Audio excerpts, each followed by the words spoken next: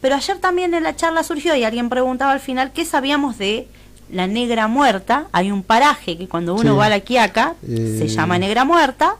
Bueno, ese Vox Populi sabemos por la tradición oral, que este paraje lleva este nombre en alusión a una mujer negra que participó en los combates, en aquellos más de 200 combates hubo en el territorio jujeño, y que muere, ¿no? Pero que estuvo al servicio de Belgrano. O sea, es lo que se sabe. Documentación, bueno, tendremos que seguir buscando la documentación. En el caso de este paraje lo sabemos por esta tradición oral. Claro. En el caso de María Remedios del Valle, ¿por qué sabemos de su existencia? Porque unos años después que finaliza la guerra, uno de aquellos jefes, Viamonte, la encuentra mendigando en la puerta de una iglesia. Entonces la reconoce y dice, María Remedios. Y intercede por ella y piensa, bueno, no sabemos cuál habrá sido la relación, pero sabemos que María Remedios estuvo en estas tropas ayudando, sanando, curando. Y este hombre la ve, la reconoce y se apiada rápidamente y dice, es María Remedios y es necesario tramitarle una pensión. O sea, estaba mendigando en la puerta de una iglesia. Esa pensión va a llegar, es mínima, pero va a llegar, y en los tiempos de Rosas, cuando, o sea, estamos hablando ya a mediados del siglo XIX, se le otorga esta pensión y ella, en reconocimiento a este hombre que es Juan Manuel de Rosas, cambia su apellido por el de Rosas. Entonces, por eso es que la rescatamos y sabemos de su presencia. Pero antes de darle esa pensión, va a ser sometida, digamos, no es que le van a dar tan fácilmente la pensión, tiene que dar pruebas de que ella estuvo. Y es llamativo cómo sus cicatrices no son prueba suficiente para atestiguar de que formó parte de las tropas, ¿no? En una oportunidad, después de Vilcapugio y Ayohuma, María Remedios y logra liberar, aparte de la oficialidad que había sido tomada prisionera por los realistas. Es descubierta. Claro, porque entonces, todo. Claro, entonces rápidamente la agarran a ella y la toman prisionera. Y el castigo para una mujer, por lo general eran castigos bastante tortuosos, pero en este caso no solamente se trata de una mujer, sino que se trata encima de una mujer negra. Claro. El castigo, latigazos. 9 días de latigazos para este acto de haber liberado a sus compañeros. Quizás esto nos puede dar un poco cuenta de por qué luego Viamonte dice, hay que darle una pensión a esta mujer. Reconocimiento, digamos. El reconocimiento va a venir post-mortem, básicamente, si es que le podemos llamar un reconocimiento, porque el billete de 10.000 pesos circula, pero yo no sé cuánta gente sabe realmente la historia, ¿no? Claro. Sobre todo para una Argentina que niega tanto la existencia de los negros en su historia, solamente, digamos, los hacemos visibles en esos actos escolares. Sí, que nos pintamos con el corcho. Con el corcho. La verdad que es tremendo el planteo, ¿no? Y el contexto en el cual todo se desarrolla y nos interpela como ciudadanos. Creo que nos atraviesa esto y no tendría que ser solamente en estas épocas. Creo que ya es parte de nuestra cultura, de nuestra historia y por qué no de nuestro presente, ¿no? Porque en cierta forma sigue habiendo, creo yo, algunos vacíos en este tema del rol de la mujer en varias facetas. Así es.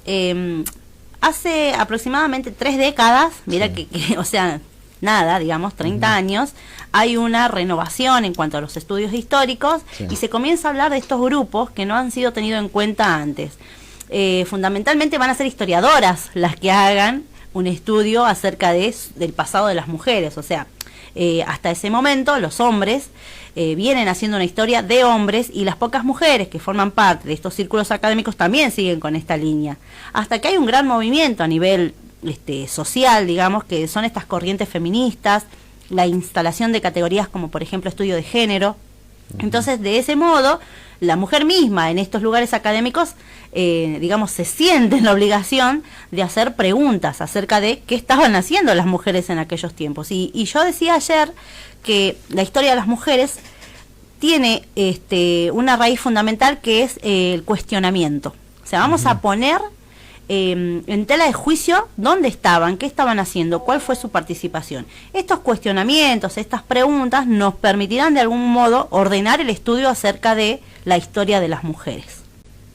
La verdad que importante destacar, digamos, como decías, muchas mujeres se encontraban con ese pasado y parte de una historia, y por ahí el shock también tenía mucho que ver con la tierra, ¿no? Ahí estamos. Claro. O sea, por ahí cuando uno habla de estas cuestiones históricas, de estos hechos históricos, lo concentra todo en Buenos Aires o a Tucumán. Claro, por ejemplo, el 9 de julio. Claro. A mí me preguntaban el otro día qué es lo que estaba pasando con Jujuy, mientras en Tucumán se estaba firmando el Acta de la Independencia. Claro. Y yo les decía, Jujuy, desde la Revolución de Mayo, va a perder esa tranquilidad de la cual gozaba hasta ese momento, porque va a ser territorio de guerra, con todo lo que implica la guerra, ¿no? Esto que te decía, la contribución en hombres, en armas, en recursos. Jujuy va a ser territorio de guerra desde que se produce la revolución, o sea, en 1810, hasta 1825. O sea, hasta el primer cuarto del siglo XIX lo que vamos a tener es guerra en el territorio jujeño, Salto Jujeño, e incluso se va a llegar con estos enfrentamientos a Tucumán, porque tenemos la batalla de Tucumán.